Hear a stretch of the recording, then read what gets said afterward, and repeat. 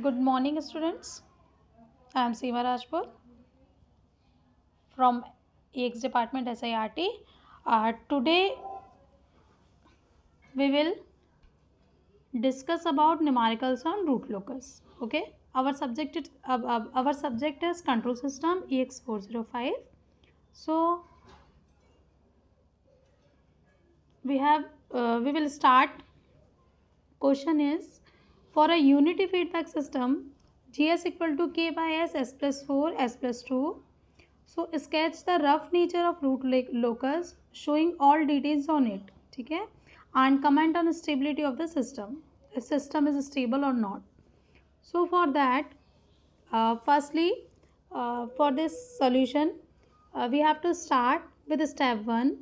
That is general information from GSHS. Okay, so in that particular transfer function, we have three poles and 0 is 0. Okay, means we have zeros, number of zeros is 0 and number of poles are 3. So in that case, number of branches is what? Number of branches is n equal to p minus z. Okay, so here is n equal to what? N equal to 3. Okay, now in step 2, pole 0 plot and section of real axis, direction of branches away from poles. One breakaway point exists between 0 and minus 2 according to general prediction. Okay, 0 and minus 2 is a root locus part, and rest of the parts are non-root locus parts. Okay, so section of real axis identified as a part of root locus. As to right side sum of poles and zeros is odd of those sections. And point third is angle of asymptotes. Three branches are approaching to infinity and three asymptotes are required. Okay, number of branches equal to number of asymptotes. So in that, theta equal to 2q plus 1 into 180 degree upon p minus z, q equal to 0, 1, 2. So put the value of q one by one and find the angles. So we have to put the value q equal to 0. So theta 1 equal to 60 degree and q equal to 1, theta 2 equal to 180 degree, and put q equal to 2. So theta 3 equal to 300 degree. ठीक है, and now move the step 4, that is centroid.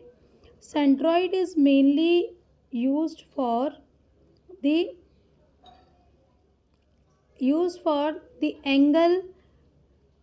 angle departure from the point. That point is centroid, and the formula of centroid is sigma equal to summation of real part of poles minus real part of zeros upon p minus z. So we have the real part of poles, and we don't have any zeros, so that is 0 minus 2 minus 4 by 3, that is equal to minus 2.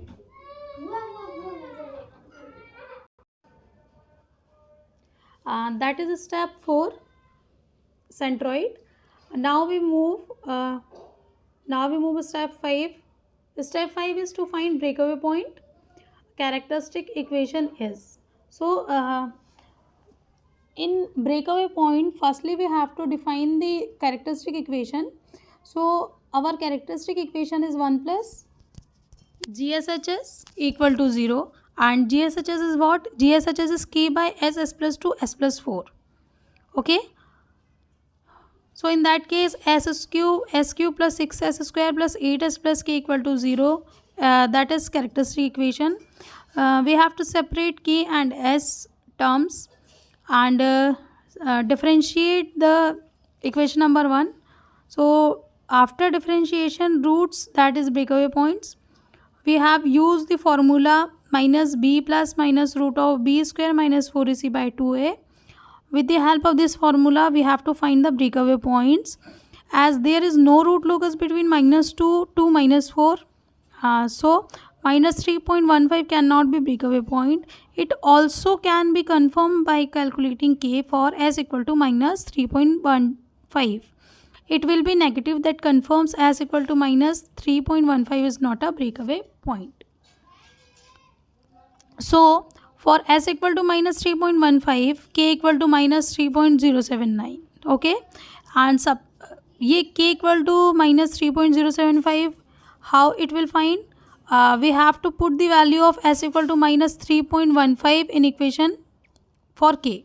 Okay, for s equal to minus 845, k equal to plus 3.079, so that is a valid breakaway point. Step 6, intersection point with imaginary axis.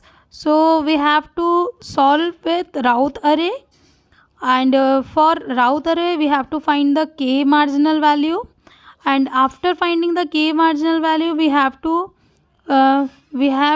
find the s value or roots.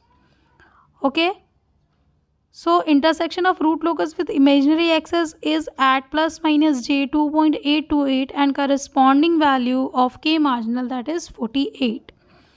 And step 7, as there are no complex conjugate poles or zeros, no angles of departure or arrival are required to be calculated. Okay, if we have the complex conjugate poles or zeros, so we have to find the angle of arrival or departure, and that is a very required thing.